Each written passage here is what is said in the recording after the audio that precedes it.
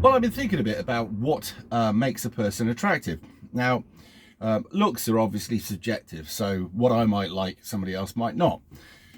But it's funny, you can go into the gym and see what looks like a perfect specimen and yet be totally not attracted to it. And this comes down to the way people's attitudes exude from them, their personality that falls out, and the way they treat others. You could find me the most gorgeous figured person that's literally flawless, and if they've got a shit attitude, immediately I find them ugly. Some people might find that weird, and I suppose when I was at 18, or when I was about 18 years old, and my testosterone was at its worst and or best, and literally everything was a potential, then I probably wouldn't have cared too much about the personality. Although if they really were a shit, I probably would. But it wasn't as important. But as you get older, and maybe your libido's slightly lower, so the need to find the next quest kind of thing is it's gone. I don't have that. But yeah, it's funny. I mean, if you put a woman overweight next to a really gorgeous woman, but the woman overweight had lovely personality, lovely smile about her, and was good fun to be around, I wouldn't even look at the thing next to it. But I'm maybe a bit odd like that. I don't know. I think other people are the same. I think really, when you look at some of these film stars and pop stars, they're painted as this on the screen or on TV. When you actually see what they're like behind the scenes, you realise they're quite odious, detestable creatures. So it doesn't matter how much these people go to the gym and change the outside of them. The moment people actually get to see what they're like, they will become less attractive. Now, I'm going to the gym for 3 or 4 reasons, probably a load of reasons actually. It's good for your mental health. And as I'm not medicated and I'm not suffering with depression, I don't intend to start suffering with depression.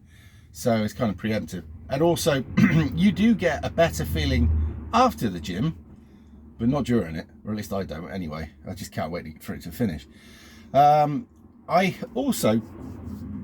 feel that if you don't take care of yourself, your later years will be quite painful and suffer. Now, one thing I have noticed is where I was getting gout and I was getting joint pains, and because of my feet and everything was soft and not being used at all, I had problems with ingrown toenails and stuff like that. That sounds personal, but whatever.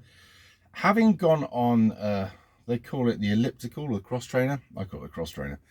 Having gone on that a fair bit, and obviously I'm doing weights and stuff, my joint pains have gone. I've not got gout. My breathing's got better. I'm not getting any problems at all with my feet. And I take cod liver oil so I don't get a problem with my knee. And it seems that it's all having a positive effect. I mean, everybody wants to go to the gym 4 times and then look like something special, but it isn't going to happen. And the realism is just keep going and going, and you will get some. There are changes happening, I know this. But when you look in there at the different people that go in there, they're all shapes and sizes, whereas I thought they were going to all be gym buddies, and luckily they're not. And they're all political leanings, and they're all from the most vivacious or bombastic types to the real don't even want to be seen but want to be seen. You know what I mean? Some of these men that go there, they're very quiet, very intense. They're very intense about their workouts, and I don't know as they've got a great deal of personality behind that, because you can't get to speak to them to find out. But there are also people that go to the gym to get themselves as perfect looking as possible, because they know there's not a great deal of personality there with them. And as you get older, you lose your looks. It's a fact. Believe it or not, I used to be very boyish. I used to look incredibly youthful right up until my 30s. Not a wrinkle to be seen. And I used to basically trade on my looks. I don't have that anymore. So you have to have a personality as you get older if you've lost your looks, because otherwise you ain't going to get anything. But obviously keep yourself in shape, because Although I'm led to believe that some women do like the lumpy, chunky, cuddly type, I don't know how much of that is true. But anyway, it's not good for your health. And nobody wants to get diabetes or other things that you will get when you carry a lot of weight. So that's why I go to the gym. But it was about, the start of this was all about, generally about looks and personality. Now you see a lot of fat guys with good looking girls, and it's because they knew how to talk to them. They made them laugh. You can laugh a person into bed, I'm told. This is what the women say. You can basically make them giggle and laugh and all the rest of it, and you'll end up getting them into bed. If that's your only goal, I'd say you were doing it for the wrong reasons. Do you know what I mean?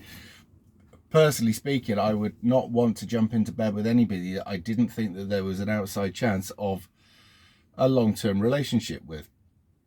I've changed. Whereas when I was younger, all I wanted to do was get into bed. Now I'm like, nah, it's weird. I don't know how and why and where it happened. Some people will say it's probably you're growing up, and yeah, I guess. But yeah, it's weird. You could look at somebody and you think, you nice personality, good looking. But if I jumped into bed for a one night stand with that and end up feeling shit, I can't explain it. Some of you may know what I'm talking about, some of you may not. But if I just did a one night, I feel like I was cheap. It's weird, I know. Quite the opposite of how I felt as a young lad. But no, I don't. I've changed. However, here's the thing. Though I wouldn't want a one night stand, I think that if you met somebody that you really, really liked and that you got on with really, really well, and you feel like you clicked, I mean properly clicked, and then it led to something on the first night, I don't know. How would I feel about that? Well, if I knew I was going to see him the next day and the next day and the next day and the next day, and hopefully it blossomed into a lovely relationship, probably not so bad. But there it is. But yeah, what do you go for in somebody? Do you have a preference? This is another thing. You know, when you have a preference and it doesn't work, you go through numerous relationships. Could you change your preference? Or would you just keep going for the same again and again and hope one day you get it right? I used to go for brunettes, big boobs, big curves. However, if somebody who's just lovely, and it's hard to quantify that, it's just somebody that you look at and you go, I like you. And what it is, it's the smile, it's the personality, it's the, I don't know, it's the warmth, it's all of these things. If I saw somebody like that, I'd be like, yep. And they could be blonde, could even be probably redhead. But yeah, it is what it is. But I just thought I'd put a ramble out there. My main channel is off until, I think, Sunday. And then we'll be back doing a bit of content. But if I want to start doing more content, it's that simple. I'll have to change jobs, which means I'll have to take a rather substantial wage decrease, because with agency you wouldn't know when you were getting work. With this, you know exactly where you are. And even though the job itself is soul destroying, I move mud from here to there. I go back from there to there, pick it up again, go back there, do it again. It is soul destroying, but it's local. It pays the bills. It's reliable. You know where you are, even if you don't like it. And it is. Everybody wants to do something constructive with their time, even if they're being paid for it. Well, at least I think so. You know, this is time of my life. The bloke is paying me a set wage to take this chunk of my life away from me. It's not for me to do what I want with. I have to do this thing, which he's paying for. So everybody hopes that when they get a job, that job will be satisfying to them, that they'll get something from it, so that time that was bought off them, they enjoyed as well. But that's in a perfect world. However, we don't live in a perfect world. And because of my political leanings, and because of my outspokenness, I'm in a position where I can't do what I want. And it is what it is. But I want to do more on my channel, but for me to do more on my channel, I have to take a massive financial hit, and I can't do that right now. So it is what it is. The difference between this job and the other jobs were when you drive an Arctic to a distribution centre, you can be on the bay for hours. And in that time, you can research what you want to do, you can video it, you can edit it, and you can put it out. With this, I can't show you. Basically, I'll show you an empty one. No, I can't even show you that because it's got print on it. You have to write out tickets. I'm dyslexic, takes ages, right? And you have to write one out every time you pick a load up. So literally, right, let's take that off brake. You drive to where you're going, you take a break. In the time you're taking a break, you don't write tickets, all right? Because you're not allowed to.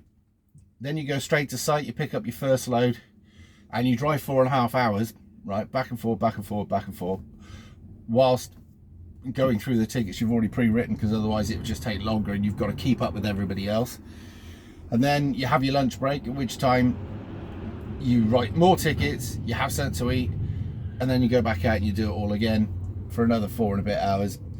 And then you have to go home, and then, you know, you've got other things to do. And then you've got gym at 3 o'clock in the morning, or, well, you've got to be up for 3 to go there for 4. And that's it. So you don't get any real spare time to do any content. You can't even research anything at the moment, and it's really pissing me off because that is my passion, doing YouTube. I particularly enjoy it, but you've got to put food on the table, haven't you? Roof over your head, got to pay the bills. So we're kind of stuck. I have to say, some of the places that this takes me, this job, is to places where it's like I've got it's like the United Colours of Bellerton, parts of Bristol, and some of the places they're building on, I'm sure they used to be like play parks for kids. Where's the kids going to go now? But hey, you do see a lot. Some of it you don't really want to see, but there it is. Anyway, hope you're all well. I'm going to, because I'm on break and keys are out of ignition, I'm allowed to touch this now and whatever. So I'm going to end up now, and I'll put this out on my Man Up channel, and I'll speak to you all in a bit.